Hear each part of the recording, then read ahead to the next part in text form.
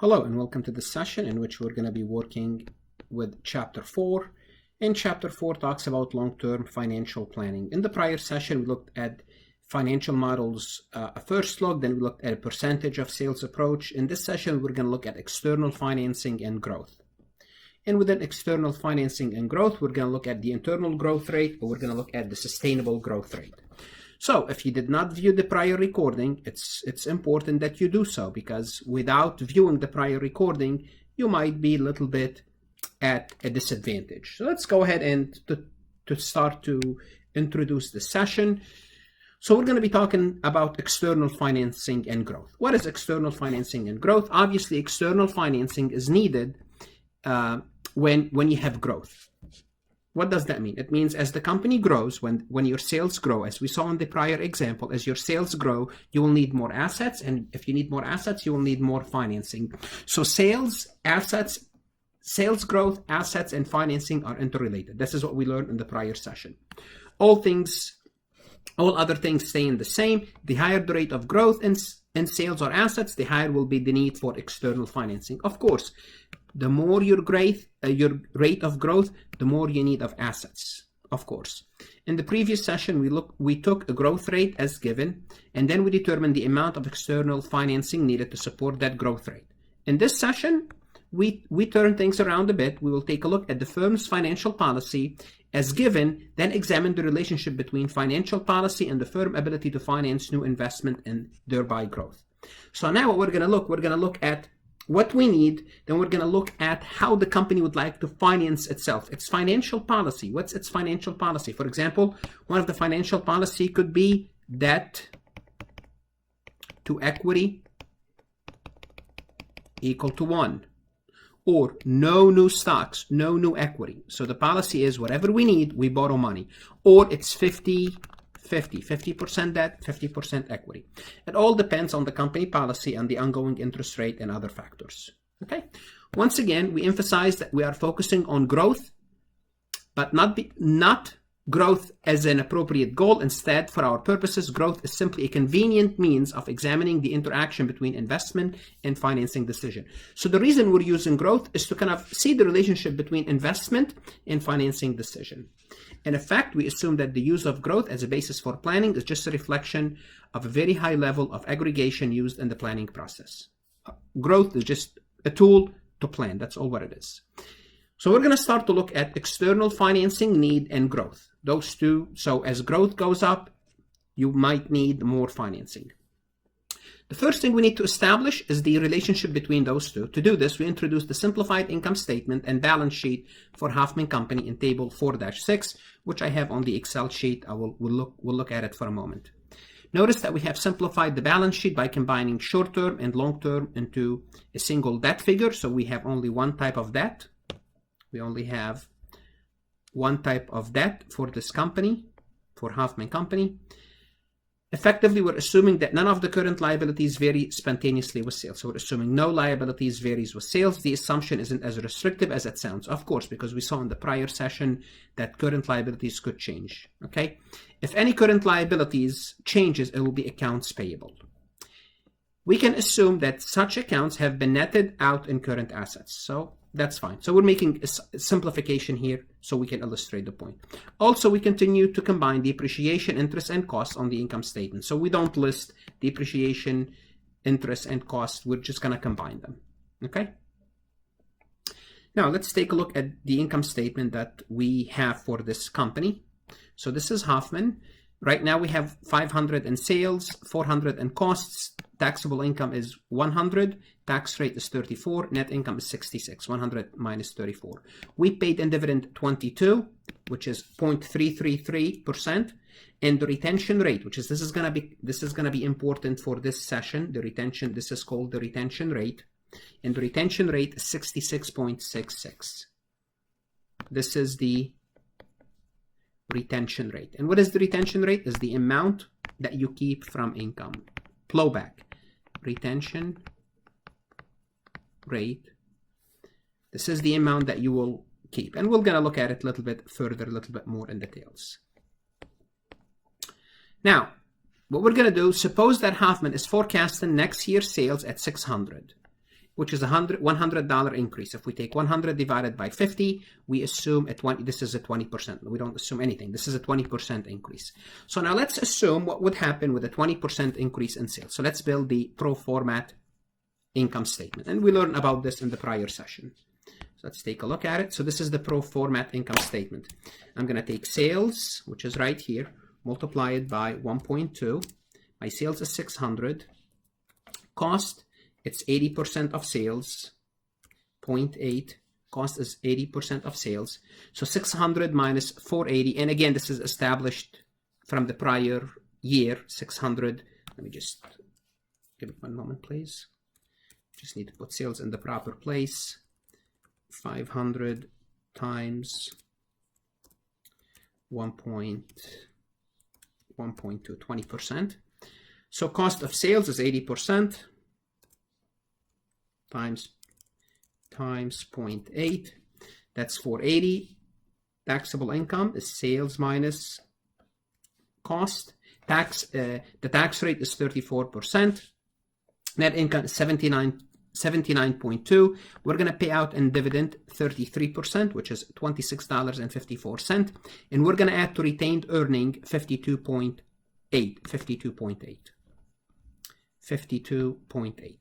Now, here's the balance sheet for Hoffman Company. They have current assets of 200. They have current assets of 200, which is currently 40% of sales. Okay? 200 divided by 500, it's 40% of sales. Net fixed asset is 60% of sales. It's 300. Debt is 250. Equity is 250. So therefore, debt to equity equal to 1, which is, this is going to become important for our example, because when we work, we're going to assume that they want to keep debt to equity around 1. Or that could be an assumption. Debt to equity equal to 1. So debt 250 divided by 250. Now, let's prepare the pro forma balance sheet. Let's eliminate everything and let's do it again. Current assets are 40% of sales. So sales now is 600 times 40%. Our current assets will be 240. Our fixed asset are 60% of sales. Sales times fixed asset equal to 600. Now debt, it's going to be 250. And what's going to happen to equity? Equity used to be 250. Equity, it's going to be 250, the prior, plus we added 52.8. Therefore, what's going to happen is now we have assets of 600, debt of 250, equity of 302.8, and we need, for the assets to balance with the liabilities and equities, we need financing of 47.2. So we need financing 47.2. Now, what can we do with financing? We can borrow, or we can borrow debt, we can borrow money, or we can issue more stocks. So, but we need 47.2. So hopefully we all see where we get this number from. Notice that debt to equity ratio was originally 1. We will assume that Hoffman Company does not wish to sell new equity. What does that mean? If they don't wish to sell new equity, in this case, they're going to borrow the whole thing. So they're going to borrow 47.2 will need to be borrowed. What will be debt to equity? We know that total owner's equity is projected to be 302. The new total debt will be the original debt plus 47.2. So what's going to happen? For the balance sheet to balance, we need to add to the 250. We need to add to the 250 the external financing need, which is 47.2. Now 600 equal to 600. And notice what happened to that, to the debt to equity ratio. Debt to equity ratio, it did not stay at 1, but it's still close to 1, 98.15. So this example, what did we assume? We assume a 20% increase in sales, and relying only on debt to finance any external need. That's going to keep us at almost 1, debt to equity ratio almost of 1. So this is what we are saying here. This is what happened here. Okay. So table 4-8, which is we're going to look at in a moment. Table 4-8. Table 4-8 shows external finance need for several different growth rates, the projected addition to retained earning, the projected debt equity ratio for each scenario are also given. You should probably calculate a few of these. Okay, I will do that. In determining debt to equity ratio, we assume that any needed funds we borrowed. We also assume that any surplus were used to pay off debt. Thus, for the zero growth rate, debt falls by 44 from 250 to 206. Notice that the increase in assets required is simply equal to the original asset multiplied by the growth rate. Okay, so that's kind of show you where these numbers are coming from. So we already worked this example. Let me just capture this, and we will show you what we did. So we already worked this scenario. We said if sales increased by 20%, we needed $100 in asset required. Addition to retained earning is 52.8. External financing need was 47.2, and the projected debt to equity ratio is 0.18. All right. Now let's take a look at go from 20 to 10. So we're going to do the 10% and show you where these numbers are coming from. We're going to change the growth rate. So everything is driven by this growth rate. So I'm going to go back to the Excel sheet and show you where all these figures are coming from. So I'm going to go back to the Excel sheet. Let me erase everything before I proceed, because this is going to be a different scenario. What I'm going to do now, I'm going to say, we're going to say that okay, now what's going to happen is instead of 20% growth, I'm going to use 10%. So it's going to be 1.1. So sales will be 550. Cost of sales is 80% of sales, will be 440. Sales minus cost equal to taxable income of 110. 110 multiplied by 34%, taxes will be 37.4, net income is 72. Dividend is 24.2, addition to retained earning 48.8. So here we go. This is how we figured out addition to retained earning 48.8. Okay, that's one figure. Let's go down to the balance sheet. The balance sheet, on the balance sheet are current assets are 40% of sales. So if we take sales, which is 550 times 40%, gives us 220. Fixed asset are 60% of sales, so 60 times 550. Notice assets equal to 550, assets increase by 50. Assets used to be 500. Assets used to be 500 right here. Assets used to be 500. Now they're 550, an increase of 50. So this is this is where this number came from. Increase in assets of 50. Okay. Now, if we keep on going with our calculation, we're going to bring equity back to 250, by the way, because we need to work this scenario. Notice, debt is back to 250. What happened to equity? Equity went from 250 to 298.40. Why 298.40? We had 250 in equity, then we added to it the retention, the retained earning, which gives us 298.4 in equity. All right, if we do this, let me erase all of this. Now, if we do this, notice we're going to be short just a little bit. We're going to be short 1.6. We assume, where are we going to get this money from? We assume that if we're short, we're going to use that. So plus 1.6, and that's going to give us total assets equal to total assets of 500. That's going to give us total assets of 550 equal to total liabilities and equities of 550.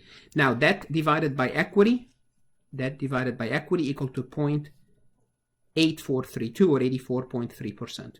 Once we, this is debt to equity is 0.84, and this is the external finance needed. So I just worked 10% to show you how it works. Now we could do the same thing. We could project rather than 10, we could project 5.05 and go through the 0.05 rather than 10%, 0.05, and we'll go through the whole process. 0.05, and we go through the whole process. But what they did here, they already did all the calculation for us. They did all the calculation for us, and here's what they find out. At zero growth, which is the original income statement, we have retained earning of 44, and external financing, this is basically a surplus, negative 44. Projected debt to equity is 0.7. At a 5% growth, the increase in assets is 25.25. Addition to retained earning is 46.2. and we're going to have a surplus of 21.1, and the projected debt to equity is 0.77. Sales growth at 10, increase in asset is 50, which this is the scenario that we work as for the example. Addition to retained earning is 48.2, and notice now we need funds. Now we need. It seems once we exceed the growth of 10%, so once we are around 10% growth, we're gonna need external funding. This is what we're saying, external funding. And since we're relying on debt, obviously debt to equity will increase because we're gonna be adding more debt. Okay, notice at a 15% growth, okay, we need 75 more in assets. The addition to retained earnings is 50. We're going to need external financing of 24.4. Now, if you notice, what's going to happen is this. If you take the increase in assets, which is 75, this is how much your assets are going to go up, minus how much you're going to be bringing from retained earning, minus 50.6. What's left is 24.4. This is the external needed of finance, and we're going to assume this is debt. For this example, we're going to assume you're relying on debt, and what's going to happen as a result, your debt to equity ratio goes up. Okay, notice here you need 100 more in assets under a 20% scenario. 52.8 is coming from your earnings, so therefore 47.2 has to be coming from somewhere else, and as you rely on more debt, you're going to have a higher debt to equity. And at 25% sales growth, you need 125 in assets. 55 will be coming from retained earning. The remainder, 70, it's going to be coming from debt, we are assuming here. Then your debt to equity ratio exceeds 1. So at 20%, you are almost at 1, but once you exceed 20 or 21%, your debt to equity ratio, it's going to be more than 1. It means you're going to be relying more on debt than equity. You're going to be becoming more and more leverage. So this is what this shows us. And let's go ahead and just summarize what we just said. Okay, shows that for relatively low growth rate, Hoffman would run a surplus. So notice at what we said around up almost to 10%, you are running a surplus. Okay, once the growth rate increased to about 10%, however, the surplus becomes a deficit. So around 10%, it becomes a deficit. Furthermore, as the growth rate exceeds 20%, debt to equity ratio passes the original, which is 1. We wanted to keep it, maybe we want to keep it at 1. So figure that, and figure 4-1, you could look at it. It's a graph. I mean, it's saying the same thing, just in a graph. Now, is there a way to measure at what point you will need external funding? So at what point? So now we're going to learn about the formula we've been talking about without explicitly saying it. Notice at 10%, up to around 10%, we barely need any external growth. So up until 10%, we could internally finance ourselves. So do we know how to calculate this 10%? So we need to know what percentage in sales growth we can achieve without relying on external funding. And the answer relies in an internal growth rate, in a formula called internal growth rate. So now we're going to look at the formula to figure out what sales growth exactly do we need that's going to keep us, that's going to allow us to keep ourselves financed internally. So this is what we're going to be looking at. So we're going to be looking first at the internal growth rate. Okay, so based on our preceding discussion, now we can see there's a direct link between growth and external financing. Of course, it's obvious. We discussed 2 growth rates that are particularly useful in long-term planning. So the first thing the company wants to know, how much I can grow and no need for external financing. So I just want to basically finance myself. The first growth rate is the interest is the maximum growth rate that can be achieved with no external financing of any kind. We will call this the internal growth rate because this is the rate the firm can maintain with internal financing only. So I can keep growing my sales, keep growing my company, and my sales will finance itself. So I don't need to restored to outside sources. And this internal growth rate is represented by the point where the two lines cross intersect in table 4-1. You could look at it. At this point, the required increase in asset is exactly equal to the addition to retained earnings. So whatever I need, retained earning will cover it. And external finance is therefore 0. Now we have seen that this happens when the growth rate equal to approximately less than 10%.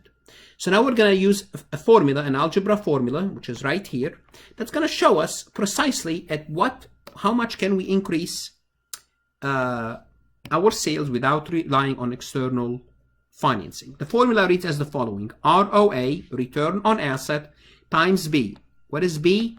B is the retention rate. And remember, for this company, the retention rate is 66.67% rounded. Divided by 1 minus ROA times B. So this is the formula. ROA is the return on asset, which is net income divided by asset, and B is the plowback or retention rate. So this is called the plowback. So what gets plowed back to the company? What stays with the company? For Hoffman Company, net income is 66. Net income is 66. Assets were 500. 66 divided by 500 is 13.2%. And that is your ROA. So your ROA is 13.2%. Your plowback or retention rate is 66.67%. 1 minus 13.2 times 66.67%, or 2/3. It's going to tell us the internal growth rate for this company is 9.65. As we saw from the graph, around 10%. This is where they need a little bit of external funding. Okay? So notice once we go back here, this confirms what we saw on the table. Only at 10%, the company did they went from a surplus to a little bit of a deficit. So they're around 10% they break even, and we just calculated the exact figure. It's 9.65. 9.65. Okay, so they can grow up until 9.65 without worrying about how are we going to finance our growth. So they don't have to worry about bankers, they don't have to worry about investors. They can keep on growing up until that point. Now, the next thing we're going to look at is something called the sustainable growth rate. So we have to differentiate between the two because they give you different figures. So the internal growth rate is how much I can do without relying on external sources. Now let's talk about the sustainable growth rate. So we have seen that if Hoffman wishes to grow more rapidly than at a rate of 9.6, external financing must be arranged. So we already determined that fact. The second growth rate of interest is the maximum growth that a firm can achieve with no external equity financing while it's maintained debt to equity ratio. Now the sustainable growth rate is how much I can grow while keeping my debt to equity ratio constant. In other words, when I grow my debt, I'm growing also equity. So at some point, so this is debt and this is equity. This is debt to equity. What we're saying is this. Let's assume I want to keep it at 1. This is my goal. I want to keep my debt to equity at 1, which is the example that we work. Well, as I increase my equity by 10, I'm going to try to increase my debt only by 10. And by keeping those or around 10, maybe a little bit more, a little bit less. So it's going to be my debt to equity is approximately 1. So at what point my debt, it's going to be more than the equity. And once debt is more than equity, it's going to be 1 plus. It's going to be more than 1. If the numerator is greater than the denominator, you're going to have an answer 1 plus something. Okay? So this is commonly called the sustainable growth rate, because how much I can grow but keep my debt to equity, keep my leverage the same as before. Okay? So this is the rate. It's the maximum rate of growth a firm can maintain without increasing its leverage. So let's go back to that table that we prepared earlier, was prepared for us. And notice at 20%, debt to equity was 9.8. And notice it seems at 25%, it's 1.05. But notice at 20%, it's already kind of almost reached 1. So it's someplace between 20 and 25%. So once you're above 20%, that's basically what it is. Once you go above 20%, debt to equity, it's going to go above 1. above 1. But we have a formula that's going to tell us exactly how to calculate the sustainable growth rate, There are various reasons why a firm might wish to avoid equity sales. So why would a firm don't want to sell equity? They just want to raise debt. Many reasons.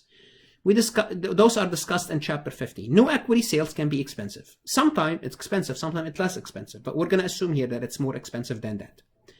Or the current owners may not wish to bring new owners or contribute additional equity. Or the owners, they don't want to give you more money, and they don't want you to sell stocks to new owners, because once you sell stocks to new owners, the new owners will share the profit with the current owners. So the owners don't want to buy new stocks because they don't have the money, and they don't want you to sell it to new owners. They want to rely on that.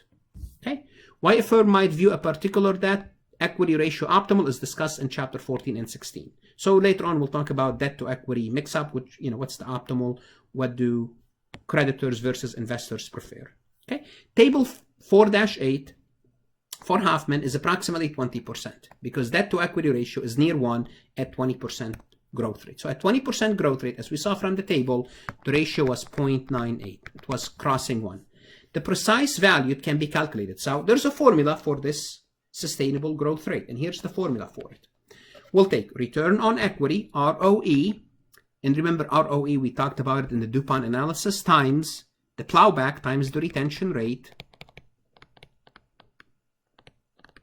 divided by 1 minus ROE times the retention rate. This is identical to the growth rate, except that you would use ROE, return on equity, rather than ROA. So hopefully you can see this. So all we did is we changed ROA into ROE. Okay, and remember, we talked about ROE earlier and what drives ROE. Let's kind of remind ourselves: profit margin, asset turnover, and what else? Equity multiplier. Hopefully you remember this from the DuPont analysis. Those three things: profit margin, asset turnover, and equity multiplier, what drives ROE. Now, for Hoffman Company, net income is 66, equity is 250, therefore ROE is 26.4. Now all what we do, and the retention rate, the plowback ratio is 2/3 or 0.667. So if we take 26.264 times 2/3 divided by 1 minus 0.264 times 2/3, we find out the sustainable growth rate is 21.36. It means the company could increase their sales growth up to 21.36 without increasing their debt to equity ratio above 1. Without increasing it above 1. That's all what it says. Now we know that the company, if they want to keep the same capital structure, they can withstand, in other words, afford to have almost 21.5 sales growth without moving, without changing their capital structure, Now, if we really want to test this, we can test this. Let's go back here and test it. Test this. Let me just erase everything and test the growth rate and show you how it works. It's good to see it mathematically. So if we grow sales, let me go ahead, grow sales at 0.2136. So sales will be 606.08. Cost of sales is 80% of sales. Taxable income is 121.36. Taxes are 41.26. Net income is 80. So of the net income, 33% of it is dividend, and 53.39 will be retained. Now let's go to the balance sheet. The pro forma balance sheet, it's going to be, the current assets will be, current assets are 40% of sales. Net fixed assets are 60% of sales. So total assets will be 607. Total assets 607. Let me put the debt ratio back to 50. Equity is the previous equity plus the 53.39 retained, and we're left with 53.4. So where are we gonna finance this money from? We're gonna finance it through debt. So I'm gonna increase my debt by 53.4. Now I have total assets equal total liabilities. This is a rounding issue, 606.8 versus 607.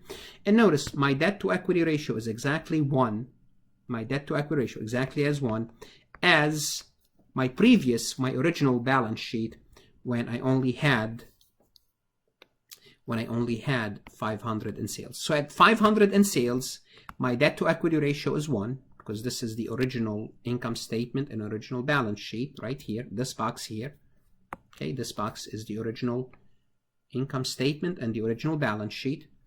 And this is the pro format income statement, and this is the pro format balance sheet. And what I did is I assumed a 21.36% increase in sales, and as long as I can go up to 21.36, my debt to equity ratio will stay at 1. Once I exceed this figure, then I'm going to need to rely more on debt than equity, and this debt to equity ratio is going to kick in above 1, and this means I'm relying more on debt. What does that mean? It means I'm more leveraged. What does that mean? It means I have more risk. And the risk is where am I going to get the money from? Also, now I'm becoming a riskier company because I'm maybe moving faster than my sustainable growth, my sustainable growth. Okay, so hopefully we can see this, and I work the examples just to show you how it works. Okay, actually they did work it here as well in the book. They have the balance sheet, which is I work on the Excel sheet.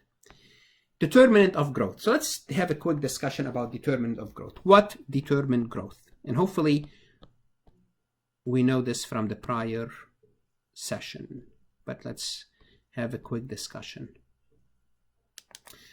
So hopefully you remember the DuPont analysis, return on equity, because return on equity was used. Okay.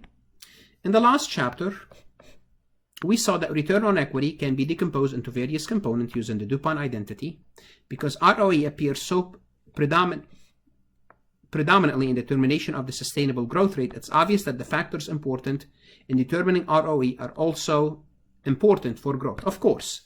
And here's a review. ROE is profit margin multiplied by asset turnover multiplied by the equity multiplier. If we examine our expression of the sustainable growth, we see that anything that increases ROE will also increase sustainable growth rate, of course, by making the top bigger than the bottom, of course. Anything that's going to increase the numerator, it's going to make our answer higher. Okay? So if we can increase ROE, we can increase our growth. So increasing the plowback ratio will have the same effect. Also increasing B, because remember, it's the formula. What does it read? Well, in the numerator we have ROE times B. So we need to increase ROE or we need to increase B. Very simple mathematically. You could increase the answer. Okay, putting it all together, we have it. What we have is the firm ability to sustain growth depending explicitly on the following 4 factors. One is profit margin. Of course, profit margin. What is the profit margin? An increase in profit will increase the firm ability to generate funds internally and thereby increasing its growth rate. Of course, the more profit you have, the less you have to rely on the outsiders. Dividend policy. What is your dividend policy? If you decrease your dividend policy, okay, it means you're going to increase your retention rate. So in our example, they were paying 33 and keeping 67. This is what they were keeping. And they were paying 33. If they pay only 20, they can keep 80%. So reduce your dividend rate will increase your retention rate, of course. This increase internally generated equity and thus increase sustainable growth. So if you don't want to rely more on that and you're growing, don't pay out your profit or pay less of it out. Pay less of it. So bring your retention rate up. Bring your retention rate up. And your dividend rate down, your payout rate down. Remember, this is called the payout. The 20% is the payout, the dividend payout rate. Reduce the dividend payout rate. Financial policy. An increase in the debt to equity ratio increases the firm financial leverage because this makes additional debt financing available. It also increases the sustainable growth rate. Of course, that's also true. And total asset turnover. An increase in the firm's total asset turnover increases sales generated for each dollar in sales. Of course, if you increase your sales, your sales turnover will go up. The decrease in the firm's need for new assets as sales grow and thereby increasing the sustainable growth. Also, I mean, this is common sense. The more sales you have, the more sustainable growth you have. Of course, the more you sell, the more you can sustain yourself without relying on external funding. Notice, increasing total sales over is the same as decreasing capital intensity. Of course. So you're relying less on assets as you generate sales. So you don't want to keep more assets. So if you increase your assets, so for example, if we saw from the prior example, 3,000 in assets divided by 1,000 in sales, it was 3. Okay. So what can you do? You could do one of two things. If you increase your sales, if you can increase your sales, 3,000 divided by 1,500 in sales, notice you're becoming less, decreasing your capital intensity. You're decreasing your capital intensity. So if you could increase your sales from 1,000 to 1,500, remember the capital intensity ratio. Or if you cannot increase your sales, what should you do? Try to reduce your assets maybe to 2,000. 2,000 over 1,000 is 2, which is reducing your capital intensity. Okay, so the sustainable growth rate is very useful planning number. What it illustrates is the explicit relationship between the firm's 4 area of concern. It's operating efficiency, which measured by profit margin, how much you're keeping for every dollar in sales and profit. Your asset use efficiency, which is the total asset turnover. Your dividend policy as measured by the retention rate, and the financial policy that's measured by debt to equity ratio. So 4 things are important: profit margin, asset turnover, dividend policy, and financial policy. And most of them are captured in ROE, return on equity. And that's why ROE, what we did with ROE, we took ROE and we dissected ROE into those components. And the reason is because it's important. It's very important that you understand that ROE is an important figure. Okay, so let's talk a little bit about just kind of from a practical perspective, how sustainable growth is used in the real world. How do we use sustainable growth? Just kind of expand your mind a little bit. Who uses those ratios? Okay, so this is by Robert C. Higgins on sustainable growth. So let's take a look at this. Most financial officers means basically people that lend you money, know that it takes money to make money. Of course, rapid sales growth require increased assets in the form of account receivable, inventory, fixed asset, which in turn require more money to pay for the assets. This is the 3rd time we say this, or maybe the 5th time.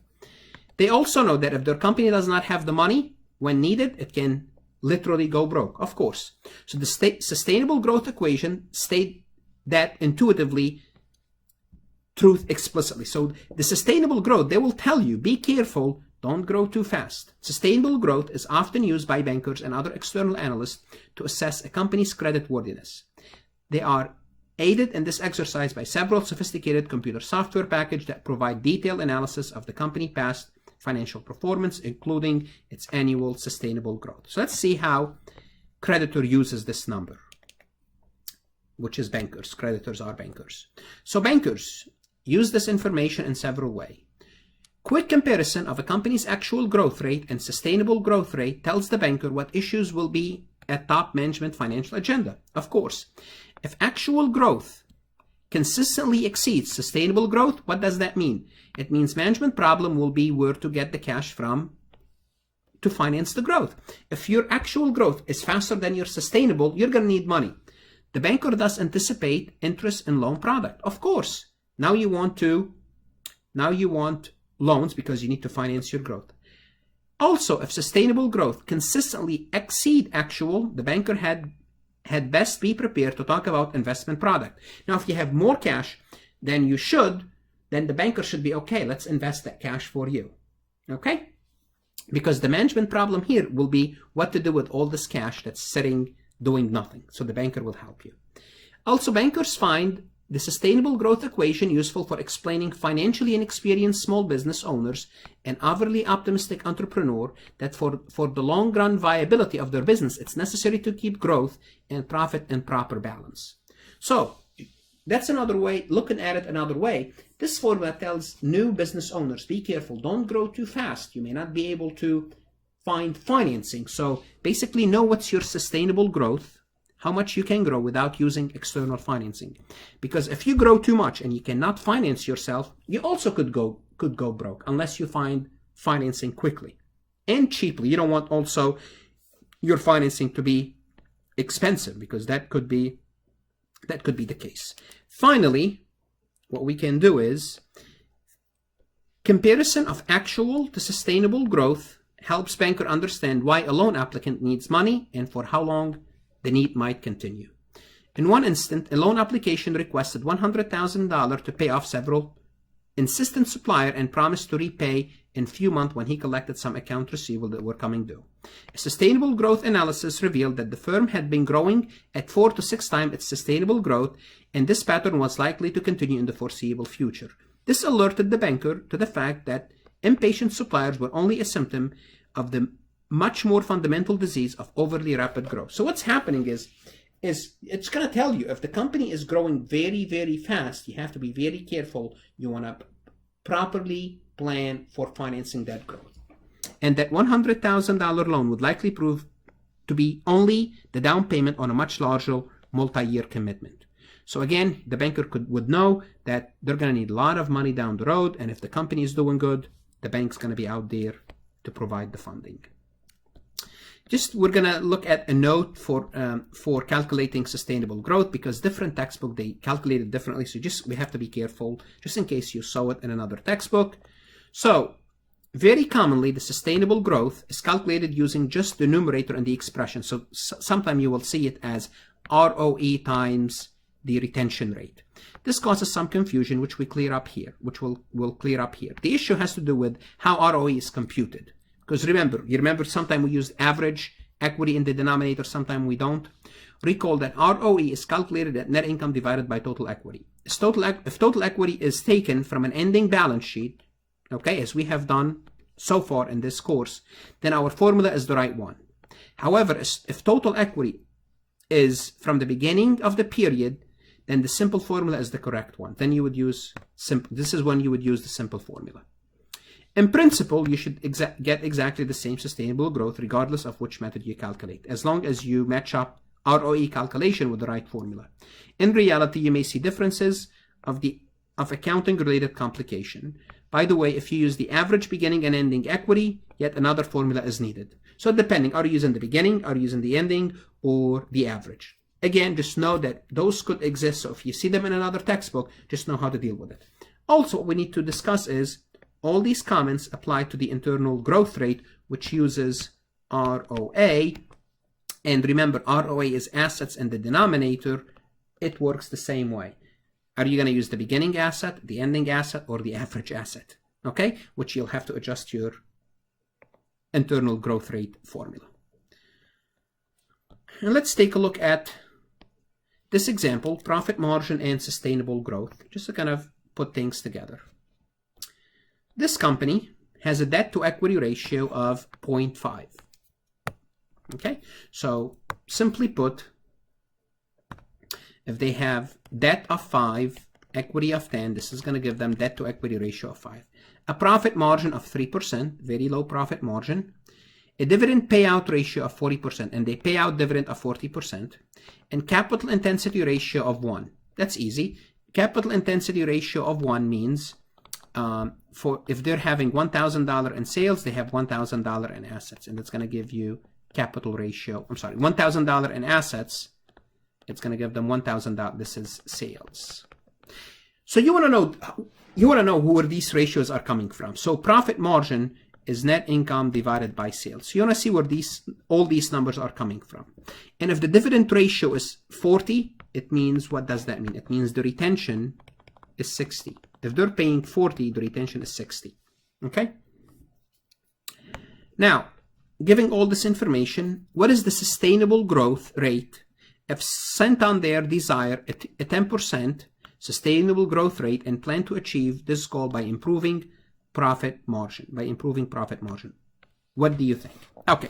Now, what is the sustainable growth rate? The first thing is you want to know is, obviously, when you're given a question like this, you want to know what formula am I going to be dealing with? And we're going to be using the formula that we assume in this book. So the formula for the sustainable growth rate is what? Is ROE, which is return on equity, ROE,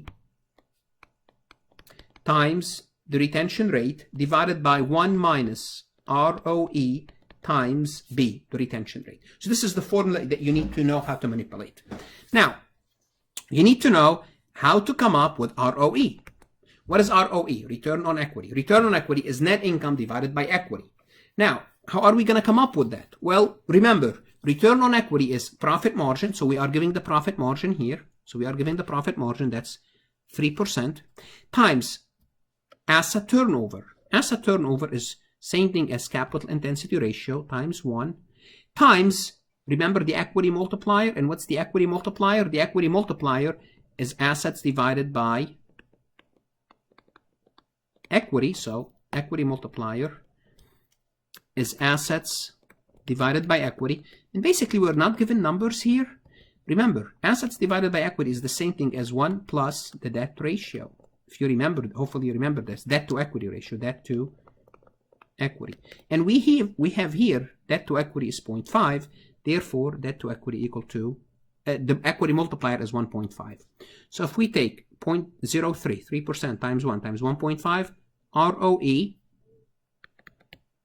equal to 4.5%. Now the retention ratio equal to 0.6. Now we can plug in the formula.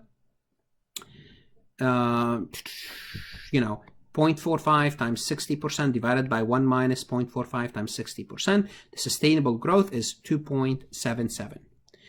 For a company to achieve a 10% sale growth rate, the profit margin will have to rise. Of course, the profit margin will have to rise because the profit margin right now is 3, and you have to increase it if you want a 10% increase. To see this, assume that sustainable growth rate is equal to 10%, then solve the problem. Well, if the sustainable growth rate is 10%, so we're going to set the formula. We're going to set this formula. We're going to set this formula equal to 10%. And what do we need to have as a profit margin? Now, of course, it has to be higher than 3%. So now what we have to do, profit margin times 1.5 times 0.6 divided by 1 minus profit margin times 1.5 times 0.06. And if we solve the formula, the profit margin will have to be, you'll have to make 10% in order to achieve a 10% growth rate. A 10% growth rate. And this is basically using the formula, manipulating the formula. So for the plan to succeed, the necessary increase in profit margin is sustainable from 3 to 10%. So up to 10%, you're in good shape. Okay? Okay, from 3 to 10%. This may not be feasible. I mean, increasing the profit margin from 3 to 10, that's a tough thing to do. In other words, you were keeping 3 pennies for every dollar in sales. Now they want you to keep 10 pennies. Well, that's not an easy task. Well, basically, this is the end of this session. The next session in this chapter is basically, let's look at the next session. The next session is some caveat regarding financial planning model. Make sure you read your textbook. If you have any questions, any comments, by all means, email me or see me in class.